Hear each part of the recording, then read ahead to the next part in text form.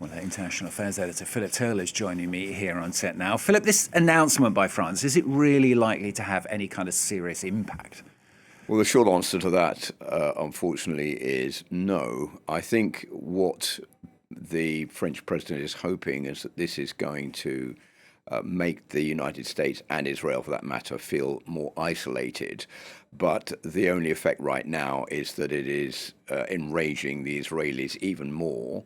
I think in the West Bank and in Gaza, it's seen as really too little too late. That's not going to have any effect on the current situation there.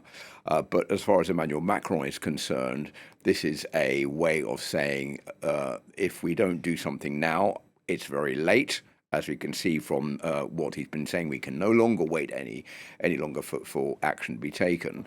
Then what we're seeing is there is going to be no prospect of peace at all. And if we follow what Benjamin Netanyahu is doing and the Israeli government, then the only prospect is the continuation of the war. I think what Emmanuel Macron is trying to do also is to separate the Israelis and the Israeli government and Benjamin Netanyahu, because he said in his speech there was quite a lot to support Israel, saying that France had always been a staunch supporter of the Israelis since the creation of Israel in 1948, that France had done everything it possibly could with its large Jewish population to stamp out anti-Semitism in France. All of these were playing into the hands of the Israeli public. But I think that there's definitely a feeling that okay, France has done this now, but this is really very late, and the situation is so bad on the ground that at the end of the day, it's not really going to have much impact at all. Benjamin Netanyahu says the recognition will strengthen Hamas, that a Palestinian state will not happen, as you said there. He's promised retaliation after he meets with Donald Trump next Monday at the White House.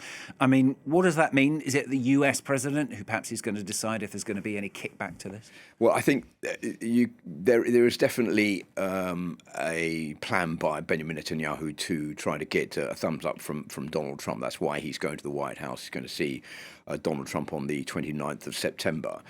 Donald Trump, who is due to address the UN General Assembly this afternoon, and we can expect that he will criticize the recognition of the Palestinian state by these countries, including France, saying that it plays directly into the hands of Hamas and into the hands of terrorism.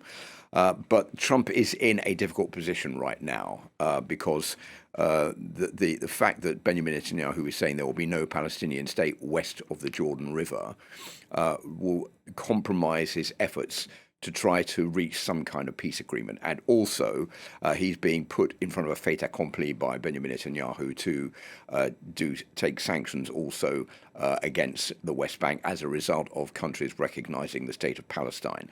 This is not going to play well for Donald Trump, who wants the Nobel Peace Prize, Donald Trump, who wants an end to the war in Gaza, who's been trying to stack the pressure on Benjamin Netanyahu to do that. So it'll be interesting to see what decision Donald Trump makes this week when he sees the Israeli Prime Minister, principally because he knows that the US is becoming increasingly isolated. There's more and more international support for the end of the war.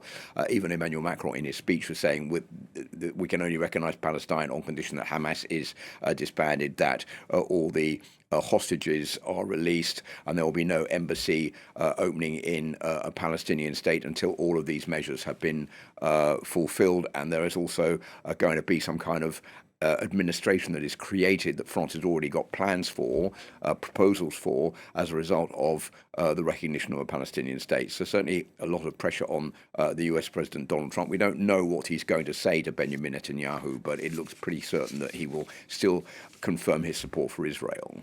Finally, Philip, when does this leave the Abraham Accords? So this is, I think, the most important thing here, because Donald Trump sees the Abraham Accords as his supreme achievement as part of his first term, certainly on the international front. And he doesn't want that to collapse as a result of the fact that the war in Gaza continues and there is certainly annexation of the West Bank by the Israeli government. That has been a red line by the United Arab Emirates, which is one of the key countries involved in creating the Abraham Accords back in 2020. On top of that, Donald Trump is trying to bring in other countries, Syria, Lebanon, and above all, Saudi Arabia, which has said the only prerequisite to it becoming part of the Abraham Accords is the creation of a two-state solution, i.e. a Palestinian state and an Israeli state living in peace side by side. So Donald Trump knows this, and this could upset all his plans to try to extend the Abraham Accords. It could upset what he hopes will be his eligibility to obtain the Nobel Peace Prize. So that may have some kind of impact on the talks going on between Benjamin Netanyahu and Donald Trump on the 29th of September next week. But we won't know until Benjamin Netanyahu gets back to Israel. He has said that he's not going to make any decisions about what steps, punitive steps to take until after he's spoken to Donald Trump. But I think there is definitely concern here in France that this could lead to punitive steps against France, maybe the closing of the French consulate in Jerusalem. And that is something that the French are concerned about. But now that Emmanuel Macron has made this declaration to recognize the state of Palestine, this is certainly a major move by the French after many years of hesitation. Philip, thanks very much. Philip Taylor, International Affairs Editor here on France 24.